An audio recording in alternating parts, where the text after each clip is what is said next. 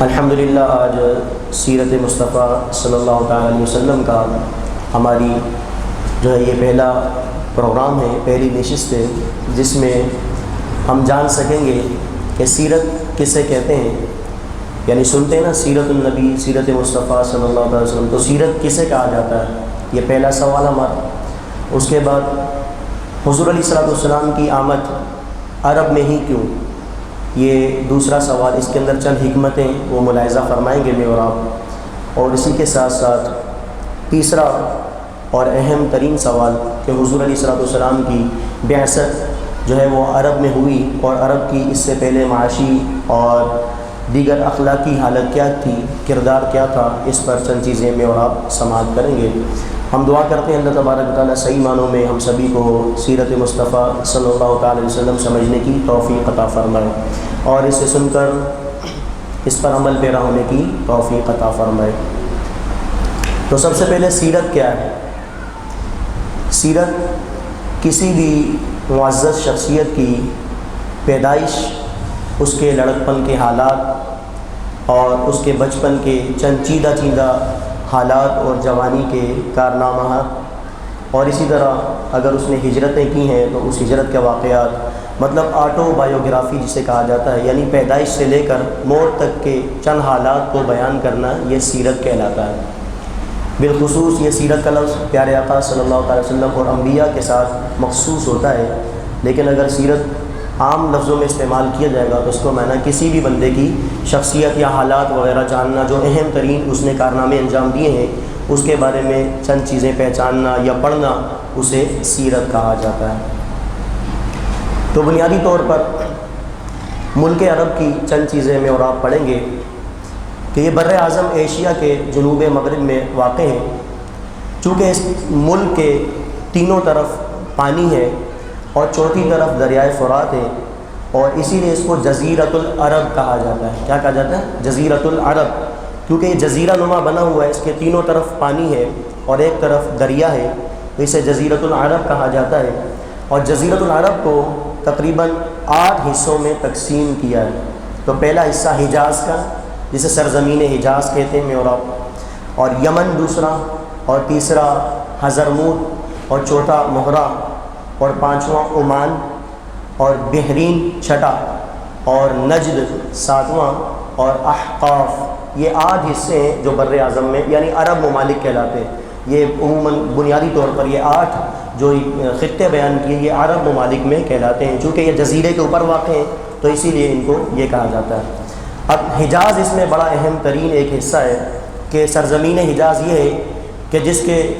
بہت زیادہ مشہور مقامات اسلامی تاریخ میں اور آپ سنتے ہیں، جس میں مکۃ المکرمہ زادہ اللہ شرف و تعظیمہ، یعنی جزیرۃ العرب تھا، اس کے اندر 8 حصے کیے، اور حجاز جو ہے اس کا ایک حصہ ہے۔ اس حجاز کے اندر یہ تمام چیزیں جو شعائر اسلام کہلاتی ہیں، یعنی مکۃ المکرمہ زادہ اللہ شرف و تعظیمہ، اور مدینۃ المنورہ زادہ اللہ شرف و تعظیمہ، مقام بدر، مقام احد، مقام خیبر، اور اسی طرح حنین، طائف، تبوک وغیرہ کے جو مقام ہیں یہ تمام کے تمام حجاز میں آتے ہیں۔ مکۃ المکرمہ زادہ اللہ شرف و تعظیمہ اور مدینۃ المنورہ زادہ اللہ شرف و تعظیمہ میں تقریباً 320 کلومیٹر کا فاصلہ، کتنا؟ 320 کلومیٹر کا فاصلہ ہے۔ اور مکۃ المکرمہ کا جو ہوائی اڈہ ہے، یعنی بندرگاہ جسے کہتے ہیں یا ہوائی اڈہ کہتے ہیں، وہ جدہ ہے۔ یہاں سے جو حاجی جاتے ہیں تو وہ جدہ ایئرپورٹ پر اتر گیا، پھر اس کے بعد جو ہے وہ دیگر اپنے مقامات یا دیگر جو ہے وہ اپنی عبادات وغیرہ کرتے ہیں۔ تو اگر خطے کے حساب سے دیکھا جائے، اور جو میرا دوسرا سوال تھا کہ حضور علیہ السلام کی آمد عرب میں ہی کیوں ہوئی، اگر آپ جغرافیائی یا نقشہ اٹھا کر دیکھیں دنیا کا، تو عرب جو ہے نا، یا مکۃ المکرمہ جو یہ دنیا کے بیچ میں آتا ہے، دنیا کے بیچوں بیچ میں آتا ہے۔ اور یہ بات میں اور آپ جانتے ہیں کہ اگر میرے پاس یہ مائک موجود نہ ہو اور میں آپ سے کلام کرنا چاہوں، اگر میں سب سے کونے میں ہوں، مجلس کے سب سے آگے ہوں، تو عین ممکن ہے کہ میری آواز کونے تک نہ جا سکے۔ اور کیا ہی اچھا ہو کہ اگر میرے پاس مائک موجود نہ ہو، میں بیچ میں آ کر بیٹھ جاؤں، جب میں بیچ میں آ کر بیٹھ کر کلام کروں گا تو تمام احباب کو میری بات سنائی دے گی۔ تو یہی ایک مین وجہ بنی کہ مکۃ المکرمہ چونکہ اس کے تینوں اطراف میں ایشیا، یورپ اور اسی طرح جو ہے وہ افریقہ، 3 بر اعظم اس کو لگتے ہیں، اور دنیا میں تقریباً 3 طرح کے ہی لوگ پائے جاتے ہیں، بالکل سفید، بالکل گندمی رنگ اور بالکل کالے۔ تو اللہ تبارک و تعالیٰ نے یہ چاہا کہ جناب محمد الرسول اللہ کی بعثت ایسے علاقے میں کروں جہاں پر تینوں قسم کے لوگ، یعنی جس کو تینوں بر اعظم لگتے ہوں، اور گویا کہ اللہ تبارک و تعالیٰ نے جناب محمد الرسول اللہ کی ولادت مکۃ المکرمہ میں کر کے یہ بتا دیا کہ یہ جو نبی ہیں یہ افریقنس یعنی کالوں کے بھی نبی ہیں، یہ نبی ہیں، یہ گندمی کلر والوں کے بھی نبی ہیں، اور یہ نبی ہیں گوروں والوں کے لیے بھی نبی بن کر آئے ہیں۔ تو معلوم ہوا کہ حضور علیہ السلام صرف کالوں کے لیے یا صرف میں اور آپ کے لیے، ایشیا والوں کے لیے نہیں، یورپ والوں کے لیے نہیں، بلکہ پوری کائنات میں چونکہ 3 طرح کے ہی لوگ پائے جاتے ہیں، یا تو بالکل کالے ہوں گے، یا تو سفید ہوں گے، یا تو گندمی جیسا کہ ایشیائی میں اور آپ ہیں۔ تو اللہ تبارک و تعالیٰ نے اس خطے کا انتخاب فرمایا چونکہ یہ زمین کے وسط میں آتا ہے، اور میں نے آپ کو بتایا کہ آواز کو صحیح طریقے سے پہنچانے کا ایک طریقہ یہ ہے کہ میں بیچ میں بیٹھ کر آپ سے کلام کروں تو آپ تمام احباب کو میری بات یہ سمجھ میں جلد آ جائے گی۔ تو اللہ تبارک و تعالیٰ نے بھی چاہا کہ جناب محمد رسول اللہ کا جب میں مبعوث فرماؤں تو دنیا کے وسط میں مبعوث فرماؤں، تاکہ پوری کی پوری دنیا حضور علیہ السلام کی نبوت سے سرفراز ہو جائے، حضور علیہ السلام کی نبوت سے فیض اٹھا سکے۔ تو اچھا ایک اور وجہ بھی ہے، دیکھیں مکہ جو ہے نا، مکہ اس کو عربی کے اندر کہتے ہیں بکہ، کیا کہتے ہیں؟ با، کاف اور گولتا، بکہ کہتے ہیں، کیا کہتے ہیں اسے؟ بکہ۔ اور بکہ جو ہے یہ ہڈی کے اندر گودے کو کہا جاتا ہے، یہ ہڈی کے اندر ہمارے جو لیس دار جو ایک مادہ پایا جاتا ہے اسے گودے کہتے ہیں، اس کے معنی بنتے ہیں بکہ کے۔ تو گویا کہ ایک معنی جو علماء کرام لیتے ہیں، جس طرح انسان کے جسم کے اندر اس گودے کی بہت زیادہ حیثیت ہے اور اہمیت ہے، ٹھیک اسی طرح پوری روئے زمین پر مکۃ المکرمہ کی حیثیت ہے۔ یعنی جس طرح ایک 6 فٹ کا انسان اگر اس کے جسم سے لیس ختم ہو جائے وہ چلنے پھرنے کے قابل نہیں بچتا، ٹھیک اسی طرح اگر مکۃ المکرمہ زادہ اللہ شرف و تعظیمہ یہ اللہ کا گھر نہ ہو تو پوری روئے زمین خطرے میں آ سکتی ہے۔ تو معلوم ہوا کہ پیارے آقا صلی اللہ علیہ وسلم کی ولادت ایسے خطے پہ کی گئی جہاں سے تبلیغ یعنی دین کی تبلیغ کرنا آسان تھی، اور وہ مکۃ المکرمہ اللہ تعالیٰ نے اس کا انتخاب کیا۔ اور قرآن کریم کی میں نے آپ کے سامنے ایک آیت کریمہ پڑھی جس میں اللہ تعالیٰ نے ارشاد فرمایا وَإِن كَانُوا مِن قَبْلُ لَفِي ضَلَالٍ مُبِينٍ۔ محبوب کو ہم نے اس جگہ بھیجا جہاں پر لوگ کھلی گمراہی میں تھے، اس سے پہلے کھلی گمراہی میں تھے۔ تو اس کھلی گمراہی کو جب ہم تفصیلاً پڑھتے ہیں تو دیکھیں کسی بھی قوم کی 2 چیزیں اگر وہ پستی کا شکار ہیں تو وہ قوم پستی کا شکار ہے۔ اگر اس کی یہ 2 قوم، اگر یہ 2 اس کے اندر خاصیتیں ہیں، 2 خوبیاں اس کے اندر نمایاں ہیں، تو وہ قوم کبھی بھی زوال پذیر نہیں ہو سکتی۔ ایک اس کی اخلاقی پوزیشن اور دوسری اس کی سیاسی پوزیشن۔ فرض کریں پاکستان ہے، اگر اس کے اندر سے اخلاق کا کلا کما کر دیا جائے، اخلاق کو ختم کر دیا جائے، وہ اخلاق جس کے بارے میں پیارے آقا صلی اللہ علیہ وسلم نے ارشاد فرمایا مجھے مکارم الاخلاق یعنی اخلاق کا بہترین ایک نمونہ بنا کر بھیجا گیا ہے، اس اخلاق کو اگر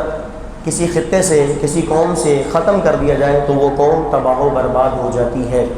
اسی طرح اگر اس قوم کی سیاسی حالت، اس کی عام مثال آپ پاکستان لے لیں، آپ ایک آتا ہے کہتا جی پہلے والے نے قرضہ چڑھایا، دوسرا آتا ہے وہ ٹھیک ٹھاک قرضہ لیتا ہے، وہ کہتا جی پہلے والے نے چڑھا دیا، تیسرا آتا ہے بولتا دوسرے والے نے چڑھا دیا، چوتھا آتا ہے کہتا تیسرے والے نے چڑھا دیا۔ تو سیاسی حالت اگر کسی قوم کی خراب ہو جائے وہ قوم پستی کا شکار ہو جاتی ہے۔ ہمیں دونوں طرف سے دبایا جا رہا ہے، ہمیں اخلاقی طور پر بھی دبایا جا رہا ہے اور سیاسی طور پر بھی ہمیں دبانے کی کوشش کی جا رہی ہے۔ آپ سیاسی حالات دیکھیں کب سے خراب ہیں، کب سے چلتے ہوئے آ رہے ہیں۔ ایک سیاستدان دوسرے کے بارے میں غلط الفاظات اور دوسرا تیسرے کے بارے میں، ایک عجیب ہی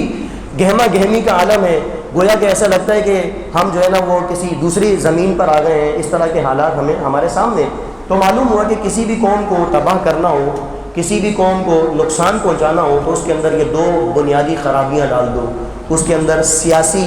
جو چیزیں ہیں اس کو مشکوک بنا دو، سیاست خراب کر دو اس کے اندر، اور چونکہ جب سیاست خراب ہوگی تو اس کا اثر مال پر پڑتا ہے،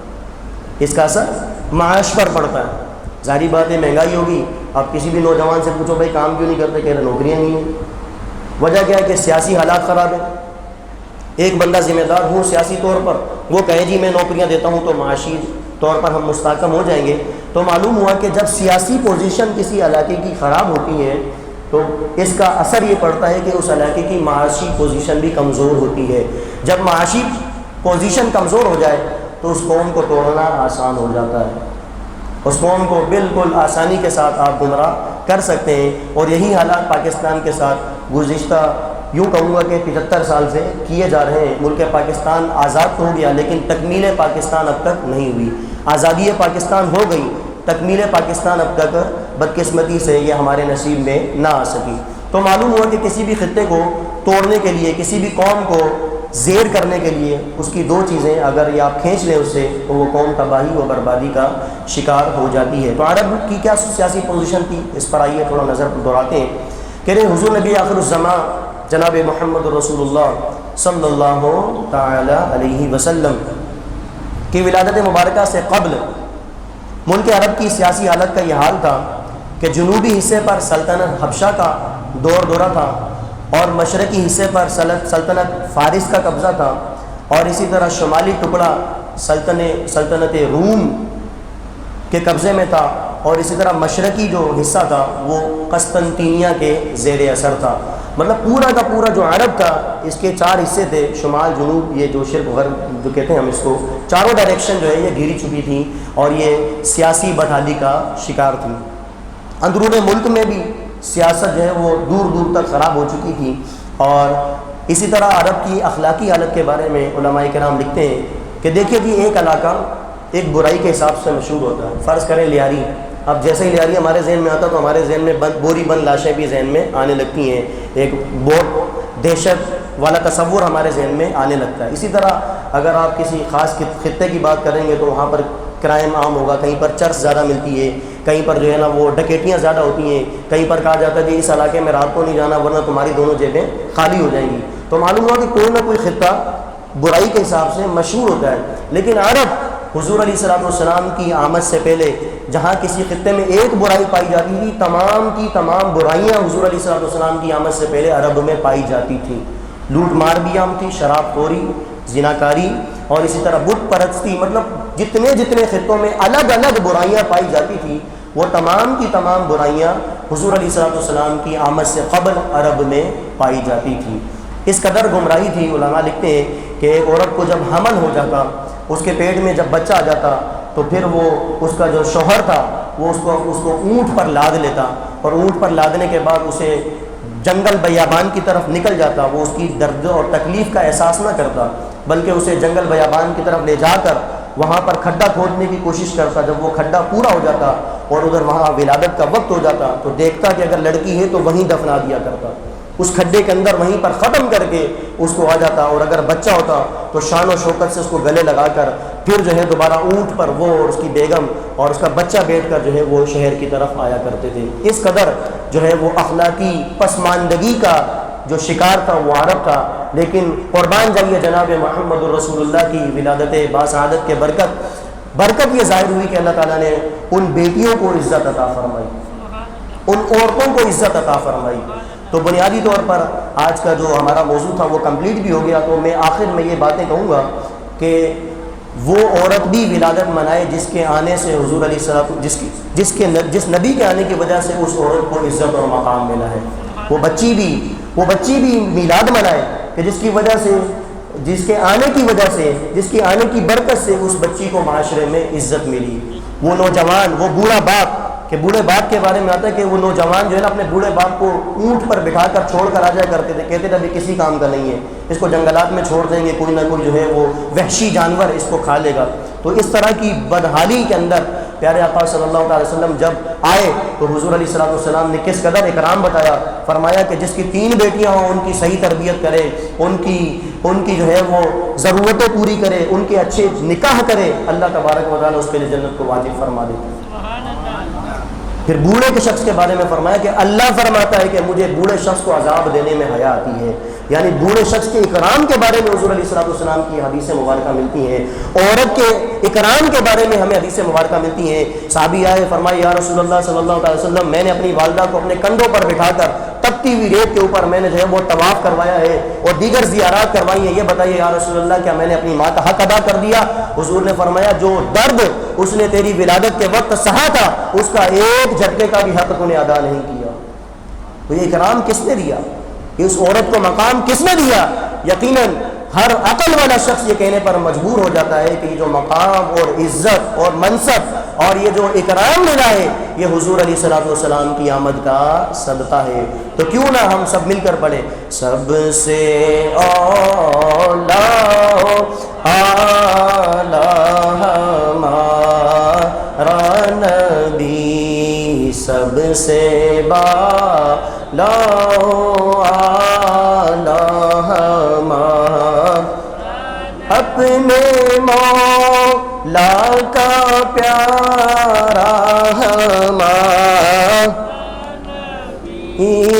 اپنے مولا کا پیارا ہمارا، دونوں عالم کا دھولا ہمارا نبی، سب سے اولا ہمارا نبی۔ تو دیکھیے ہم میں اور آپ حضور علیہ الصلوۃ والسلام کی سیرت سننے کے لیے بیٹھے ہیں۔ دیکھیں ایک چیز بتاتا ہوں، سیرت کا بڑا اثر ہوتا ہے زندگی پر۔ دیکھیں اگر آپ کسی شخص کو جانتے نہیں ہیں، فرض کریں آپ سے کوئی شخص ملنے کے لیے آیا، آپ اس کو جانتے نہیں ہیں، تو آپ اس کو سلام لیں گے اور بٹھا دیں گے، یہی ہوگا، اور آپ اس سے بات چیت کریں گے، زیادہ سے زیادہ اس کو الوداع کریں گے، آپ اس کو زیادہ پروٹوکول نہیں دیں گے۔ لیکن اگر وہی شخص جس کے بارے میں آپ کو علم ہو کہ جی یہ فلاں صاحبزادہ ہے، جی یہ فلاں اس کا عہدہ ہے، فلاں اس کا منصب ہے، تو خود بخود دل سے تعظیم نکلتی ہے اس کے لیے، کیونکہ ہمیں اس کے بارے میں معلوم چل جاتا ہے کہ جی یہ کوئی خاص شخصیت ہے، تو ہم اس کا اکرام کرتے ہیں۔ فرض کریں ہمیں پتہ چل جائے علاقے کے ایم پی اے جو ہے وہ ایم این اے، اگر اس نے صحیح کام کیے ہیں وہ آ جائے تو لوگ اس کو اچھی عزت دیتے ہیں، پروٹوکول دیتے ہیں، اچھی خدمت کرتے ہیں اس کی۔ اگر آپ کو معلوم ہی نہ ہو، کسی آپ دوسرے خطے میں چلے جائیں، وہاں کا کوئی ایم این اے آپ کے سے ملنے آ جائے اور آپ اس سے سلام دعا کر کے، آپ کو چونکہ معلوم ہی نہیں ہے تو آپ کے دل میں اس کی عظمت نہیں بیٹھے گی۔ تو سیرت رسول صلی اللہ علیہ وسلم سننے کا ایک مقصد یہ ہوتا ہے کہ جب ہم حضور علیہ الصلوۃ والسلام کے مقام و مرتبہ کو جانیں گے، سمجھنے کی کوشش کریں گے، تو خود بخود اللہ تعالیٰ سیرت کی برکت سے ہمارے دلوں میں حضور کی محبت کو اجاگر فرمائے گا۔ دنیا کا دستور ہے، ہم جس کو جانتے ہیں اس کو عزت دیتے ہیں، جس کو ہم جانتے ہیں کہ جی امام صاحب ہیں، جی امام صاحب کیسے ہیں، ٹھیک ہیں۔ اگر یہی امام صاحب کسی دوسرے علاقے میں چلے جائیں، کسی سے کام کروانا ہو تو وہ اتنا پروٹوکول نہیں دے گا جتنا اپنے علاقے کے لوگ پروٹوکول دیں گے۔ وجہ کیا ہے کہ وہ جانتے ہیں۔ تو معلوم ہوا کہ جو حضور کی سیرت کو پڑھے گا، حضور کے مقام و مرتبہ کو جانے گا، وہی تعظیم کرے گا۔ تو اس مقام و مرتبہ کو جاننے کے لیے ہم نے سیرت کا اہتمام کیا ہے۔ تو کل انشاءاللہ حضور علیہ الصلوۃ والسلام کے آباء و اجداد یعنی حضور علیہ الصلوۃ والسلام کا شجرہ نسب جو ہے وہ آپ کے سامنے پیش کیا جائے گا۔ اللہ تعالی ہم سبھی کو عمل کی توفیق عطا فرمائے، صحیح معنوں میں حضور علیہ الصلوۃ والسلام کی سیرت کو سن کر اس پر عمل پیرا ہونے کی توفیق عطا فرمائے۔ آخر میں ایک حدیث شریف، کیونکہ ہم سیرت سن رہے ہیں، حضور کا ذکر خیر سن رہے ہیں، تو حضرت ابو ابراہیم ارشاد فرماتے ہیں کہ حضور کا جب ذکر آئے تو کیا کرنا چاہیے۔ آج ہم بیٹھے نا حضور کی سیرت کے لیے، تو حضور کا جب ذکر آئے تو ہمیں کیا کرنا ہے؟ آئیے صحابی رسول کے زبان مبارک سے سنتے ہیں کیا کہتے ہیں۔ کہتے ہیں ہر مومن پر واجب ہے کہ جب وہ رحمت عالم کا ذکر کرے یا اس کے سامنے ذکر کیا جائے تو وہ پرسکون ہو کر نیاز مندی اور عاجزی کا اظہار کرے۔ کیا کرے؟ پرسکون ہو جائے، بالکل غم دور کر لے، اپنے اوپر سکون طاری کر لے اور نیاز مندی عاجزی کا اظہار کرے، اور اپنے قلب میں آپ کی عظمت اور ہیبت اور جلال کا ایسا تاثر پیدا کرے جیسا کہ حضور علیہ الصلوۃ والسلام کے روبرو صحابہ کرام کا ہوا کرتا تھا۔ اللہ اکبر۔ تو معلوم ہوا کہ حضور علیہ الصلوۃ والسلام کا ذکر خیر بھی سننا ہے تو بالکل توجہ کے ساتھ اور بالکل خوشنودی کے ساتھ سننا ہے، تاکہ حضور علیہ الصلوۃ والسلام کے ذکر خیر کی برکت سے اللہ تعالیٰ ہمارے دلوں کے میل کو دور فرمائے۔ تو یہ میں نے آپ کے سامنے بیان کیا۔ اسی طرح قاضی ایاز مالکی رحمۃ اللہ تعالیٰ علیہ کا قول بھی میں آپ کے سامنے پڑھ کر سناتا ہوں۔ آپ فرماتے ہیں کہ حضور انور صلی اللہ علیہ وسلم کی وفات اقدس کے بعد بھی ہر امتی پر اتنی تعظیم لازمی ہے جتنی حضور علیہ الصلوۃ والسلام کی ظاہری زندگی میں امتی پر لازمی تھی۔ چنانچہ خلیفہ بغداد ابو جعفر منصور عباسی جب مسجد نبوی میں آ کر زور زور سے بولنے لگا تو حضرت امام مالک نے اس کو یہ کہہ کر ڈانٹ دیا کہ امیر المومنین یہاں بلند آواز سے گفتگو نہ کیجیے، کیونکہ اللہ تعالیٰ نے قرآن میں اپنے حبیب کا ادب سکھایا ہے۔ اللہ نے قرآن پاک میں اپنے حبیب کا ادب سکھایا اور فرمایا لا ترفعوا اصواتکم فوق صوت النبی، اے ایمان والو نبی کے دربار میں اپنی آوازوں کو بلند نہ کرو۔ تو آپ صلی اللہ علیہ وسلم کی وفات مبارکہ کے بعد بھی امتی پر لازم ہے کہ حضور علیہ السلام کا ٹھیک اسی طرح ادب کرے جس طرح ظاہری زندگی میں کیا جاتا تھا۔ تو آخر میں دعا کروں گا اور تمام ماں باپ کا شکریہ بھی ادا کرتا ہوں۔ تمام ماں باپ نے اپنا قیمتی وقت نکالا اور مسجد میں تشریف لائے۔ اللہ تعالیٰ ہم سبھی کا سننا اپنی بارگاہ میں قبول فرمائے۔ دوران بیان اگر کوئی غلطی کوتاہی ہو گئی اللہ تعالیٰ اپنے غفوری رحیمی کے صدقے معاف فرمائے اور ہم سبھی کو پیارے آقا صلی اللہ علیہ وسلم کی ولادت کے برکات عطا فرمائے۔ آمین بجاہ نبی الامین صلی اللہ علیہ وسلم۔